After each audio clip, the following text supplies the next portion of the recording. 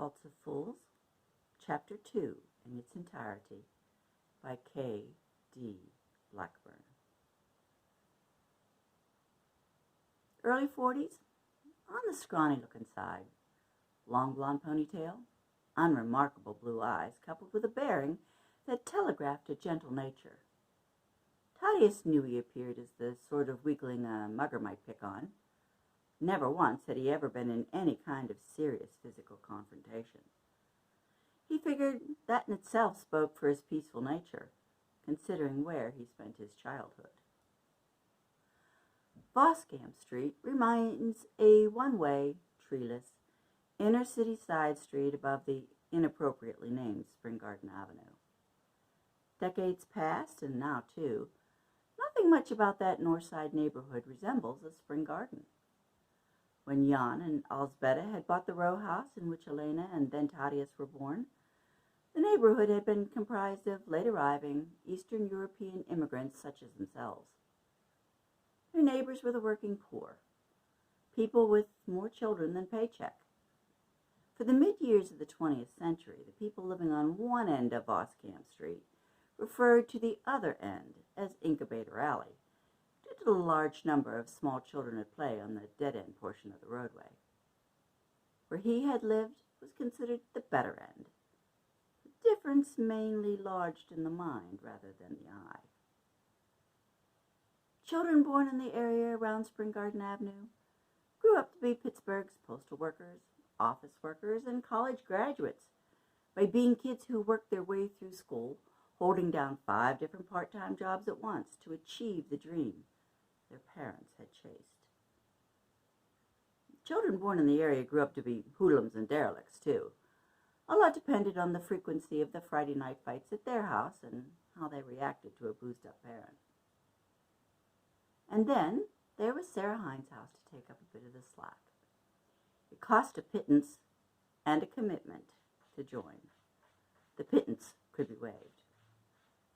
Funded by the H.J. Hines family beginning in 1901, Sarah Hines' house has provided a place to play and grow for kids in an ancient, crowded, and cobblestone neighborhood. Here, in a place without front porches, grassy lawns, or soft-surface playgrounds, a kid can play ball, swim, and make friends to last a lifetime. Quite often, every child in the family belonged to Sarah Hines' house, and then their kids did too, if they remained poor enough to stay in the neighborhood, that is. For a while, even one of Thaddeus's nieces, the second of Stefan's 5 kids, had worked at the facility as a program director. The commitment part meant what it said. Between the gym at Sarah Hines' house and the bluff rising behind the only sandlot ball field in the neighborhood, Thaddeus had learned about physical exercise, and in the usual Sissic penchant for excess, embraced it. He became an exercise freak and a rock-climbing fool, who appeared, on the surface, kind of scrawny. Under the clothes, however, was a body on which a teacher could conduct an anatomy class on the human musculature, all of it possibly made of steel cable. He hadn't come by it easy, and he worked hard to keep it. Enjoying the benefit of a good salary, with a small, paid-for house, and no nuclear family around which to arrange his life, he had transformed his basement into a personal gymnasium, outfitted with the kind of equipment found in very expensive health clubs. The most bizarre of the machines he kept outside under the deck to allow him to use it in all temperatures. That particular contraption allowed him to recreate climbing a vertical rock face without ever being more than a few feet off the ground. One of his oldest Sarah Hines' house friends called it a hamster wheel. The main difference being Thaddeus climbed on the outer rotating surface rather than running around on the inside. Using a stepper, he had already climbed the equivalent distance to the crown of the Statue of Liberty when the phone rang on the morning of January 2nd. He was back on the machine before he pushed the talk button on the cordless phone. The foot pedals exchanged places only twice more before he stopped. Mentally unprepared for the Czech language to be coming over the line, It took him a few minutes to catch up to what she was saying. "You said if I ever come to Pittsburgh to look you up." Eileen Bayona laughed into his ear. Indeed he had, almost 3 years ago. After a couple of minutes of "what a pleasant surprise" type talking, he offered to take her to lunch. She gave him directions to her daughter's home and promptly disconnected. He'd forgotten about that. In Eastern Europe, Americans learn not to dawdle on the phone. For a variety of reasons, you say what you want and then ring off. Westerners unused to the abruptness end up looking at the receiver as it hums the dial tone. After a couple of blinks of his eyes, Thaddeus pressed the talk button to turn off his instrument. He finished his workout, but it was less vigorous and with more stops than usual. When dressing, he actually pondered which corduroy pants and which dark plaid shirt to put on, instead of his normal method of donning whatever his hand fell on when he reached into the closet. Feeling he was looking as good as he was ever going to, he arrived at the appointed place at the appointed time. The house door opened to his ring, and his arms filled with an old friend. Eileen Bayona, the woman whose ribs he was crushing, was 1 year older than him, 1 inch taller, and outweighed him by a good 35 pounds. The teddy bear haircut was still in place, showing off its natural bright orange. Backing off a bit so they could give each other the sideways kisses on the cheeks, two sets of eyes enjoyed the pinked-up faces of genuine pleasure. Dressed in olive green European-style pants and a jacket, it looked to him as if she were swathed in twice the yardage of fine wool as anyone in the city of Pittsburgh would ever be. Thaddeus noted, a few feet behind them stood a woman. Her mouth was, at first, agape with surprise, and then, on eye contact with him, firmly clamped shut with intense displeasure. She stood with her hands on her hips while her chest visibly rose and fell. Mid-length blonde hair dryly stuck out at odd angles from her head. The married, grown daughter had waited clearly, impatiently for her mother and the man to switch to a language she could partake in. Until now they had been speaking in Czech. She didn't offer her hand when Eileen made formal introductions, which, all in one breath, included the fact that Kimberly had most recently made her mother a grandmother, but that the baby was unavailable for viewing because he was sleeping. A moment later, Andy, Kimberly's husband, came in from another room offering "hello" as the sole greeting when introduced. Thaddeus was certain he had arrived at the Ponsard household in the middle of a family argument. He helped Eileen into her long leather coat, watching her wave goodbye as if everything was perfect.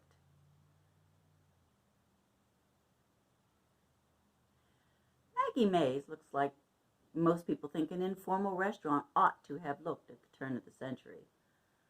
Polished brass railings, a tiled floor made of tiny black and white pieces, and glowing dark wood. There are masses of hanging green foliage plants which should have been struggling in the low light of the dining room. It bills itself as a sporting house due to its proximity to Three River Stadium.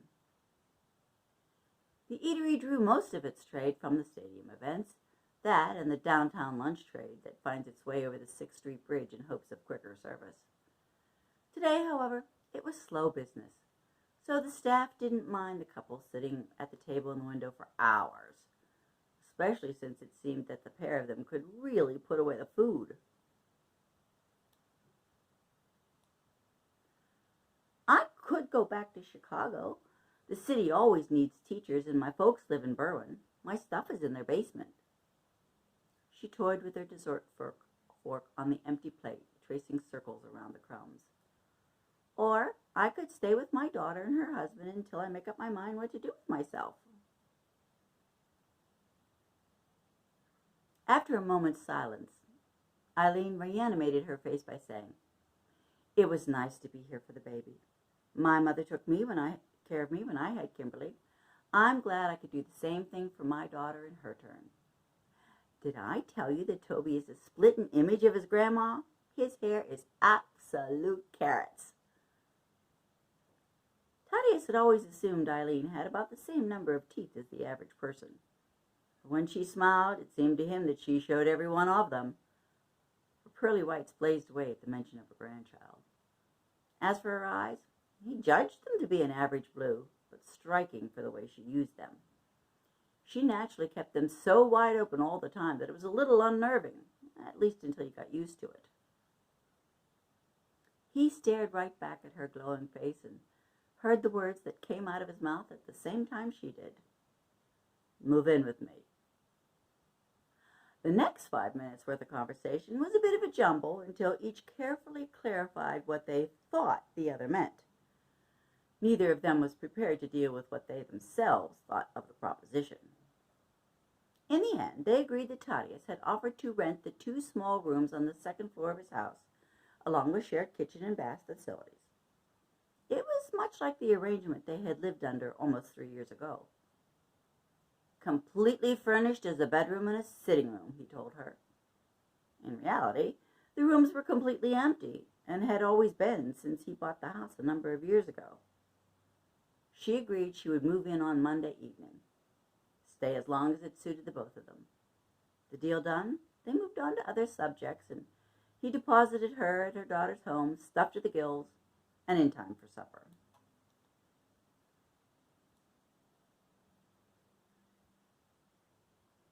The coffee had been on the warmer for hours and was finally strong enough to make it worth drinking. Alone at her daughter's kitchen table, Eileen's eyes alternated between the cup's heavily sweetened tarry blackness and the night-blackened kitchen window. Impossible that either void could swallow up her without a trace. Just the same, wishing she could walk out of the far side of the dark cleansed of her problems. She knew things didn't work that way. She knew it because she'd already tried it. With minimal familial preamble, Eileen had quit her job at Proviso West High School, flew to Prague to teach Czech students about English literature in English for one hell of a lot less money than she had been making. 3 years in Eastern Europe. Not the dark side of the moon, but almost. She'd made it that way, by choice.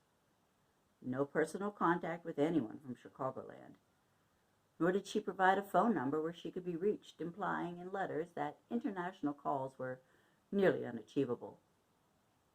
She kept the pace of her correspondence with her daughter to a minimum, opting to hold one of Kimberly's rants and whines for weeks before replying with one-sided, highly selective versions of her adventures in Czechoslovakia. Over the course of their separation, Kimberly's call for her mother's attention appeared to wane. Her daughter began to write of other things, her job, her house, sometimes her husband. In her 3 years' worth of letters, Elaine had begun to think that Kimberly had loosened her grip. Now she knew that wasn't necessarily so. Reunion and new baby had carried them along until after Christmas Day. Kimberly had wanted to be catered to by her mother, and Eileen had been most willing to do it, even though she knew it was a slippery slope. Kimberly gained ground. Her practice of dominance resurfaced. Eileen had already made up her mind to go back to Chicago when she dialed Thaddeus. The decision to reconnect, if only for a few hours, had been like honey on the lip of the cup, put there to temper the taste of bitter medicine. His suggestion had seemed like a godsend. Not a retreat, redirection. She could be near her only child without being under her thumb. Physical distance could be replaced with a respect for personal distance. With diligence, maybe not perfectly, but it could work. Before parting, they had agreed he would pick her and all of her belongings, 2 suitcases, on Monday evening. If he had offered, Eileen would have moved in tonight. The next 48 hours were going to be emotionally draining.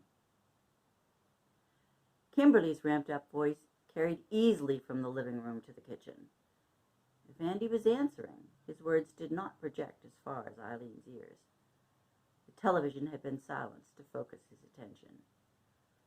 The tirade included Kimberly wondering if there was some sort of home for delinquent middle-aged mothers, because, she yelled, her mother had been incorrigible ever since the divorce. In case Andy had forgotten he was present at the time, or it had slipped her mother's mind, Kimberly recapped the fact that she was referring to the divorce her parents dumped on her in the week between her college commencement ceremony and her wedding ceremony. Pictures prominently on display in the Pons Art living room showed Kimberly had gone up the aisle on the arm of her father as planned. There was photographic evidence of the parents of the bride smiling as parents of the bride are supposed to do. Andy himself was beaming in every pose, celebrating what he had seen as the best day of his life. Did he have some sort of answer for her mother's behavior? If Andy offered an answer, and Eileen thought he should have known better to not do that by now, none was audible in the kitchen. Finally, Kimberly raved at her husband, she shows up to take care of me, as all good mothers are supposed to do when their daughters have their first baby. It's beyond belief that she's deserting me once again. How dare she move in with the man I just met? Kimberly cried hard. Eileen finished her coffee and shut herself in the guest bedroom for the rest of the evening. Her 2 suitcases were already packed.